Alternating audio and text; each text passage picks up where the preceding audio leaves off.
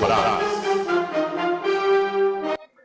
Boa tarde, pessoal. Aqui quem fala é o professor Diego de História. Estamos iniciando mais uma atividade de História. A seguir, vamos apresentar para vocês um detalhamento da atividade desta semana e espero que vocês consigam assistir o vídeo até o final. Vamos ver, então? Para a atividade desta semana, que será realizada entre os dias 12/8 e 18/8, para a atividade número 1, vamos recapitular a atividade anterior. Vocês vão estar fazendo uma pesquisa com algum membro da sua família, de preferência uma pessoa mais velha que você, e essa pessoa vai relatar as impressões que ela tem de Getúlio Vargas, o presidente que governou o Brasil por quase 19 anos. Para a atividade número 2, vamos estar então entendendo qual foi a forma com que Getúlio Vargas permaneceu no poder a partir de 1937. Então, para vocês, eu trago aqui a imagem do presidente Getúlio Vargas. Também trago para vocês, então, um pouco da história do Plano Cohen, que é um plano elaborado pelos aliados do presidente com o intuito de acabar com as eleições de 1938 e estender o mandato de Getúlio Vargas. Esse plano, vocês vão fazer então a leitura deste plano e vocês vão conhecer um pouco também da história de Olga Benário e Luiz Carlos Prestes. Eu faço uma dica de filme aqui embaixo, indico o filme Olga. Infelizmente eu procurei e não tem na Netflix e também no Amazon para quem assina, mas é um filme que é uma produção brasileira, e é muito interessante que vocês assistam. Ele vai auxiliar bastante na realização, ou melhor, na forma de entender as relações que tinha nesse período entre comunismo e o governo de Getúlio Vargas, ok? Voltando para a atividade, então, essa atividade número 2, vocês vão fazer a leitura do texto e depois responder essas questões, sobre os argumentos utilizados por Vargas para implantar o Estado Novo em 1937, ok?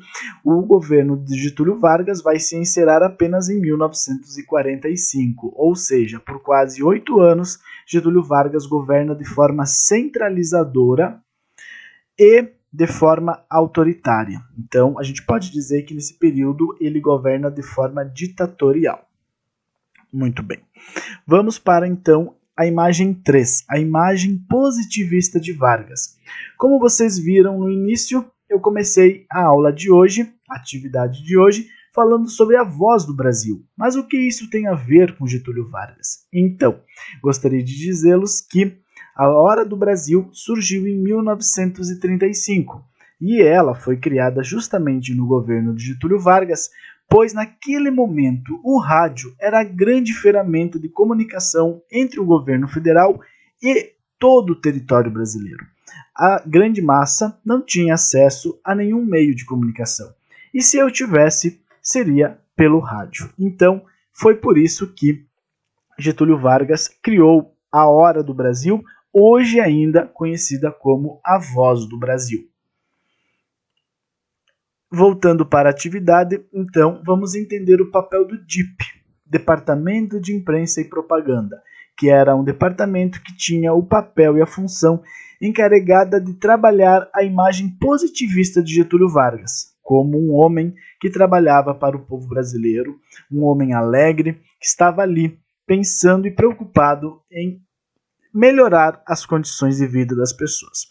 Vamos então lembrar a criação do Ministério do Trabalho, a carteira de trabalho, todas essas conquistas que os trabalhadores conquistaram, trabalhadores urbanos, no governo de Getúlio Vargas, respondendo essas questões e trazendo para os dias atuais a questão do salário mínimo, que foi uma criação do governo de Getúlio Vargas.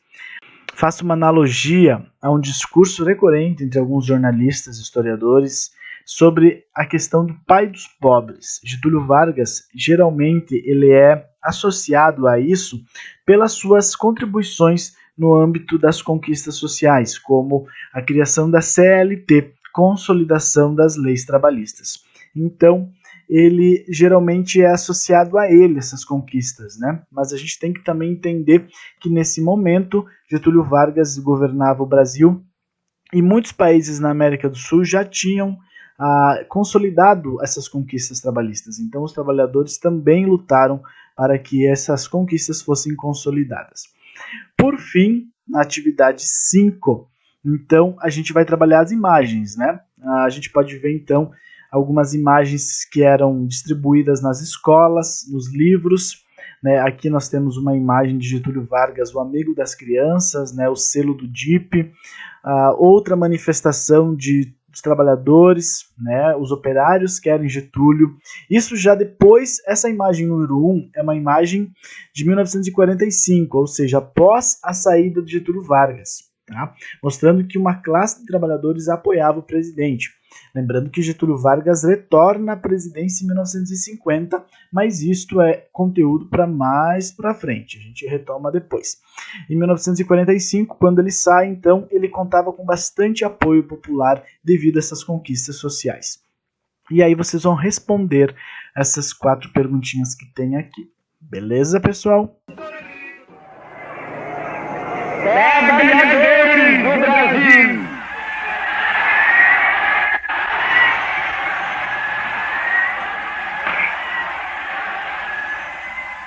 E é isso, pessoal. Com a voz do presidente ao fundo, que a gente acabou de ouvir, eu encerro então o vídeo desta semana. Espero que este vídeo contribua para que vocês possam desenvolver as atividades.